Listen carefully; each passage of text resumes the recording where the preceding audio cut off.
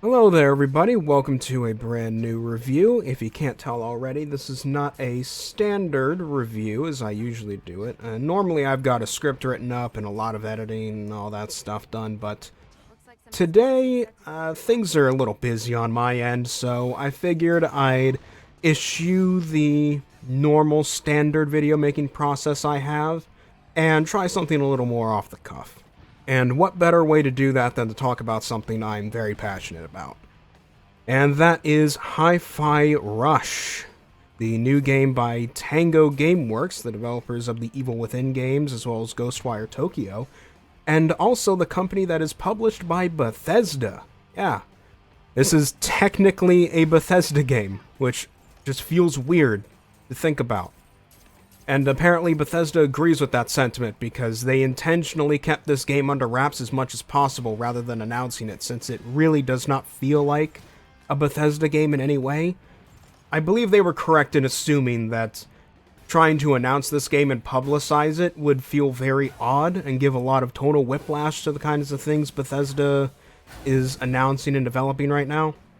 And overall, just shadow dropping it the moment they announce it absolutely worked in its favor, I think. No PR or anything, so no expectations to go in, and it turned out to be an amazing game, which made everyone even more excited about it, including me.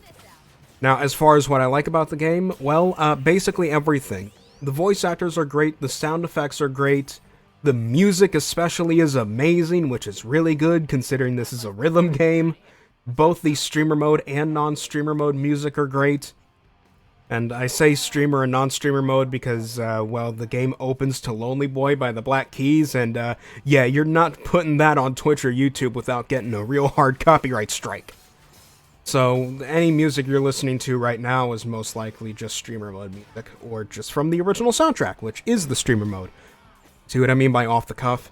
This is what happens to me when I rant without a script. I hope you enjoy it. But back to Hi-Fi Rush. Mechanically, Hi-Fi Rush is also great. It's a rhythm action game. It's essentially Devil May Cry, but you have to fight to the music. And it's really good. It feels great to play, and unlike a lot of rhythm games, it doesn't feel pressuring or stressful in any way, if that makes sense. For a lot of people who aren't used to rhythm games like myself, deciding to play rhythm game can feel a little on the stressful side since you're constantly having to keep in tune with the beat. You know, hit the notes to the song, all that kind of stuff, right? I never really got into Guitar Hero much myself just because I found the idea of trying to play Guitar Hero with that guitar controller very difficult and stressful. The only form of Guitar Hero game I played was like Rock Band because I got to smack the drums and that felt much easier and less stressful. I'll fully admit that's why I did that. But this game does not have that. It certainly has the difficulty of a rhythm game, potentially even more difficulty than a standard rhythm game, considering this is also a spectacle fighter. But everything is still done to the beat, and it's done in a very intuitive way. So light attacks are done every beat, and heavy attacks are done every other beat, and so you just chain those hits together to create various combos. And it works really well. It's a super well done and in-depth system that's also just very intuitive and easy to pick up. And it also feels really, really good to nail a combo with it because of the fact that you're doing it to the music. It's awesome. I love it. And pretty much everyone else who's played it has agreed with these opinions at some point. Everyone else pretty much has the same opinions that I do on this. Unless you're some weirdo who just really does not enjoy this game for some reason. The characters are great as well. Chai, Peppermint, Macaron, I'm forgetting the robot right now, and another character that I'm not going to name for the sake of spoilers. But they are all great. They're all great characters. The comedy is also very nice.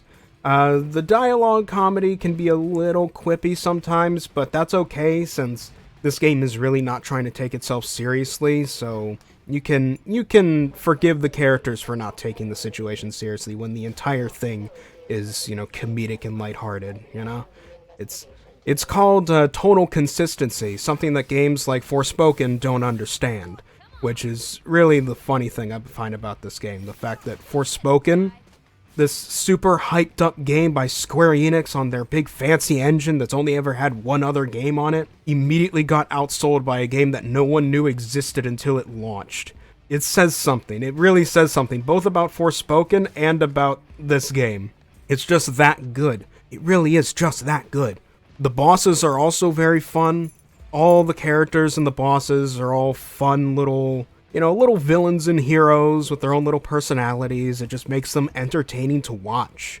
It's just fun to watch them interact with each other, because it's all designed like a comic book or a Saturday morning cartoon, both in the visuals and in the story overall. And specifically a Saturday morning cartoon in like the late 2000s, early 2010s style, which maybe that's why it appeals to me, because that's when I grew up watching Saturday morning cartoons. I grew up watching things like Ben 10, Generator Rex, and things like that, and this very much feels like one of those shows, right? It has that same tone of things can get serious, but it's also very action-packed and comedic, so yeah. Overall, I just love the game. There was one other thing. Oh, right, the post-game as well. So this game has collectibles and all that, right? But unlike most modern games that have a new game plus and all that, where they want you to 100% the game in a single run, this game has a post-game with a level selection, which is something that I feel like I don't see as much anymore. But I really appreciate it. I really appreciate just level select instead of having to repeat the entire game all over again in the form of New Game Plus. I don't know, I feel like we're missing out on level selects nowadays. Part of that, I feel, comes down to the fact that a lot of games are designed to be open-world experiences now, rather than linear level-based experiences. But even then, some games that do have levels just do New Game Plus instead, probably because it's the fancy new thing. But I appreciate a good level select that lets you track, how well you've done on each individual level, what collectibles you've gotten on those levels, etc. I really appreciate it. So, yeah, there's not much else for me to talk about here. That is Hi-Fi Rush. It's a fun action rhythm game with great gameplay, great characters, an amazing art style, and amazing music. This has been TheRatMan, and I will see you all later.